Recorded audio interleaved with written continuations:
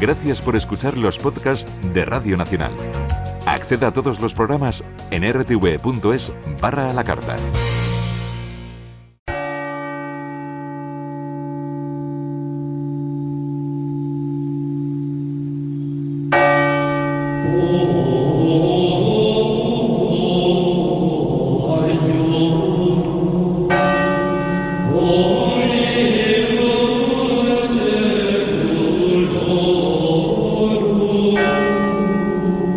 Año 1349 de nuestro Señor.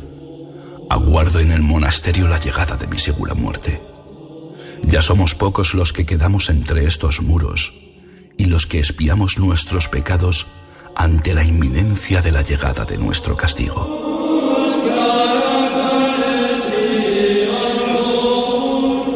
La ira del Señor azota con furia a los pueblos y sus gentes, en forma de una plaga que no distingue niños de ancianos, hombres de mujeres, ni nobles de humildes.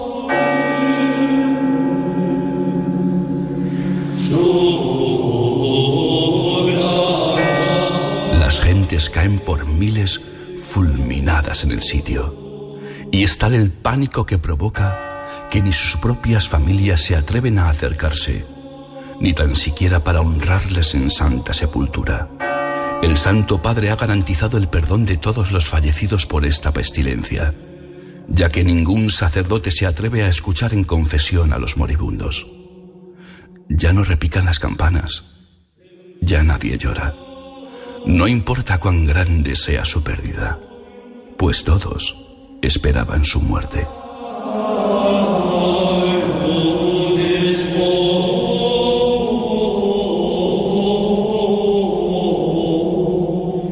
Es a buen seguro el fin de los tiempos.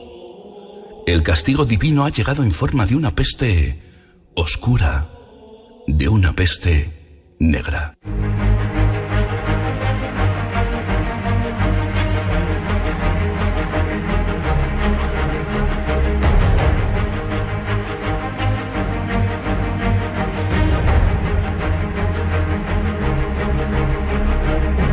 La peste negra, o peste bubónica, ha sido la enfermedad más temida durante mucho tiempo en todos los continentes. Durante siglos, la simple sospecha de síntomas de su aparición causaba el pánico en poblaciones enteras. Pero, ¿qué es la peste negra? ¿Cuál era su causa? ¿Y qué hacía que esta enfermedad causara este increíble terror? Recorran conmigo un paseo por la historia y conozcamos cómo esta misteriosa enfermedad llegó a hacer creer a muchos que el fin del mundo había llegado.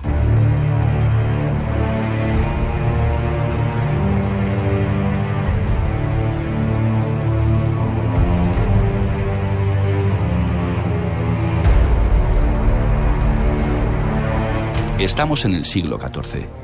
Desde que en el siglo anterior el Gengis Khan unificara a los pueblos nómadas del norte de Asia, los ejércitos mongoles arrasan a su paso ciudades enteras.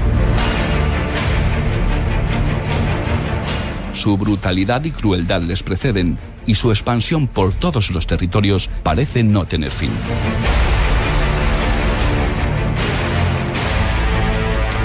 Es en estos momentos cuando a su paso por el norte de la India muchos de sus guerreros contraen una aún desconocida enfermedad. Las hordas de mongoles siguen su viaje durante miles de kilómetros, llegando hasta las puertas de la ciudad de Kaffa.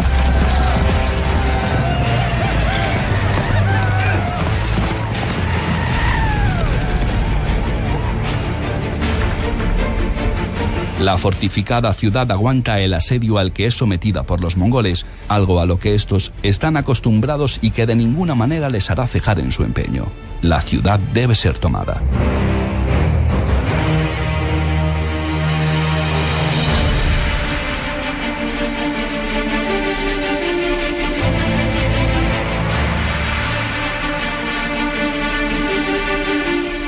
Sin embargo, algo extraño está pasando entre sus guerreros.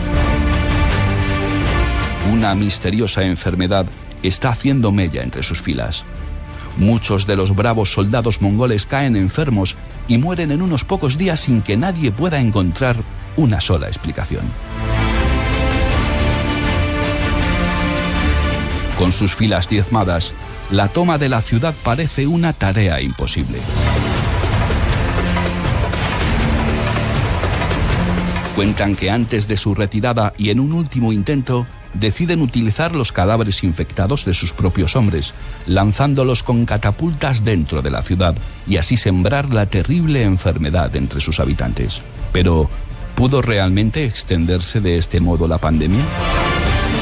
Nos lo explica Agustín Muñoz Sanz, jefe de la Unidad de Patología Infecciosa del Hospital de Infanta Cristina y profesor de Patología Infecciosa de la Facultad de Medicina de Extremadura. Parece un modo un poco exótico, porque si tenían peste bubónica no se la iban a transmitir, salvo que los otros tocaran los cuerpos, y, en fin, parece un poco complicado. Es más razonable pensar que hay un escenario ideal para esto, una zona de conflicto bélica, en el que hay heridos, hay muerte, hay hacinamiento, hay mucha gente, hay malnutrición y hay la posibilidad prácticamente incuestionable de que existan ratas que están infectadas o parasitadas por las pulgas que ya llevan la bacteria, que han matado ratas previamente, porque lo que ocurre es que esto es una enzootia, es decir, una infección que está en el mundo animal, sobre todo de roedores, de las ratas sobre todo, pero no solo de las ratas, las ardillas y otros mamíferos pequeños, roedores. Cuando la bacteria ha matado a una población suficiente de ratas, para sobrevivir la bacteria necesita hacer algo que es buscarse otra víctima, por así decir. La bacteria hace un salto de especie.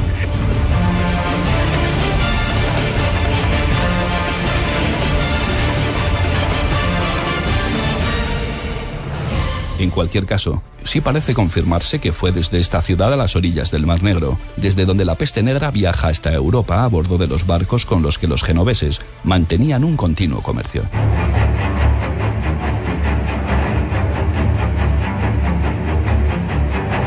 Estamos en 1347. Los barcos procedentes de Cafa con cientos de personas escapando de la epidemia llegan a los puertos de Génova, Mesina o Venecia.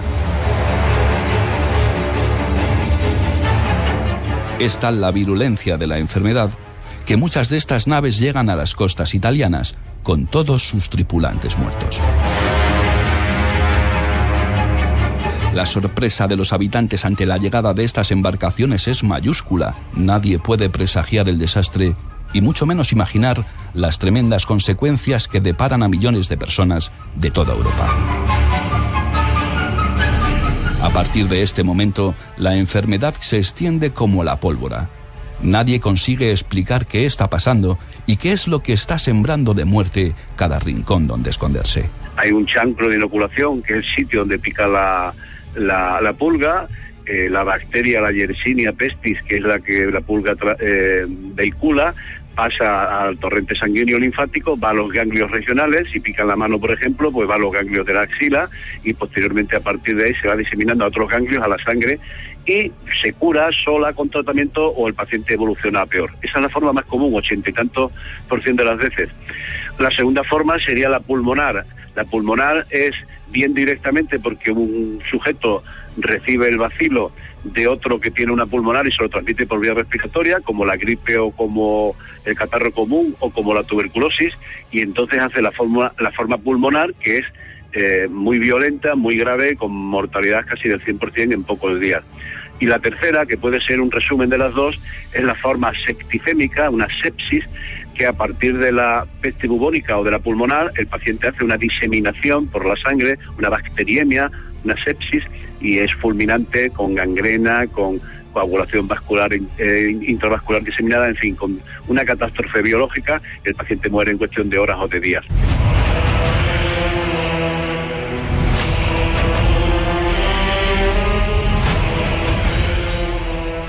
Italia, Alemania, Francia, España, Inglaterra, ni un solo país europeo se salva de esta plaga.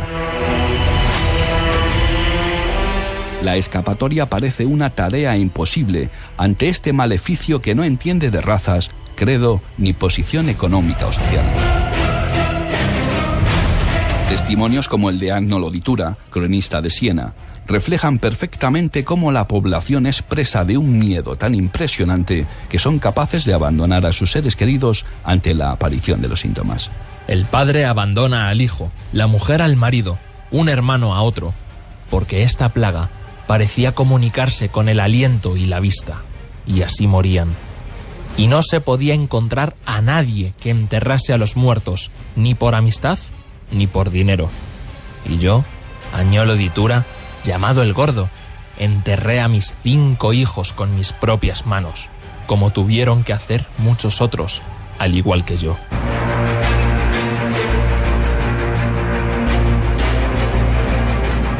La búsqueda de algo que pudiese explicar estas agonizantes y crueles muertes hizo que se buscase una cabeza de turco a la que acusar. Como en muchas otras ocasiones, los judíos fueron los idóneos a quien culpar de envenenar los pozos y estar envueltos en una confabulación para destruir a los cristianos.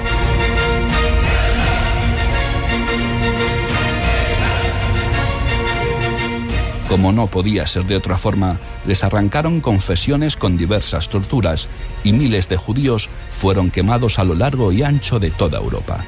De nada sirvió que el Papa y el clero prohibiesen las matanzas indiscriminadas. Pero si los judíos no eran los culpables, ¿qué otra cosa podía ser? ¿Sería quizá un castigo divino?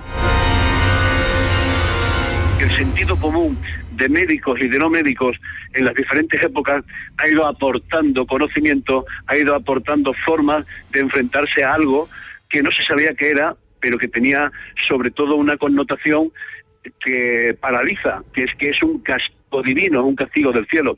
Claro, plantarle cara a Dios, al Dios que sea, no parece fácil, y por todo el espíritu individual y colectivo es el de derrota, el de aquí no hay que hacer, hemos pecado y nos cae todo esto y no hay forma de... Pero aún así todo, hay algún rebelde, independientemente de que sea creyente o no sea creyente, en el Dios que sea, que dice, no podemos conformarnos con esto, hay que hacer algo, y ese algo es, pues esto, el empezar a tomar decisiones individuales y colectivas que de algún modo me protegen a mí y puedo estar protegiendo a otros, y así se construyó la epidemiología.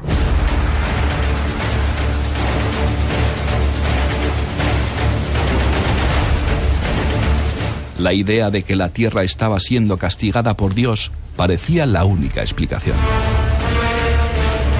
Una idea que fue tomando fuerza y que caló profundamente en la población.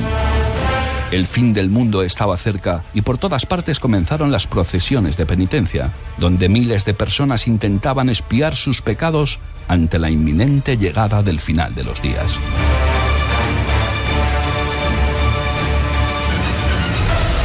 Unos días que, si bien no supusieron el final del mundo, sí consiguieron diezmar a la población europea y asiática hasta niveles insospechados. Se calcula que el azote de la peste negra tuvo un impacto demográfico totalmente espeluznante. Alrededor de 1/3 de la población europea murió como consecuencia de la enfermedad, dejando zonas con unas tasas de mortalidad realmente impresionantes.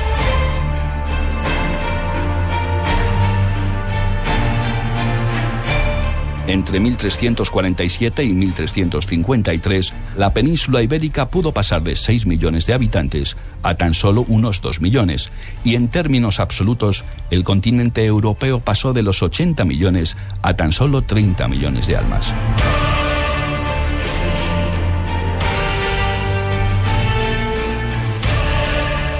Aunque ninguno de los brotes posteriores alcanzó la virulencia causada por la de 1347, sí surgieron nuevos casos en años posteriores.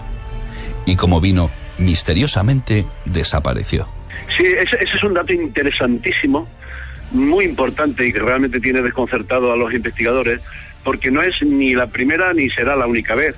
La dinámica de las epidemias es realmente muy compleja, pero en cualquier caso puede ocurrir que haya mutantes de las bacterias, bien desde el inicio o bien al cabo de la evolución o al final, y en cualquier caso también es cierto que las bacterias como los virus que causan epidemias necesitan una población. A veces ocurre que la bacteria o el virus se hace el harakiri y mata tanto que se autoelimina, pero no suele ocurrir.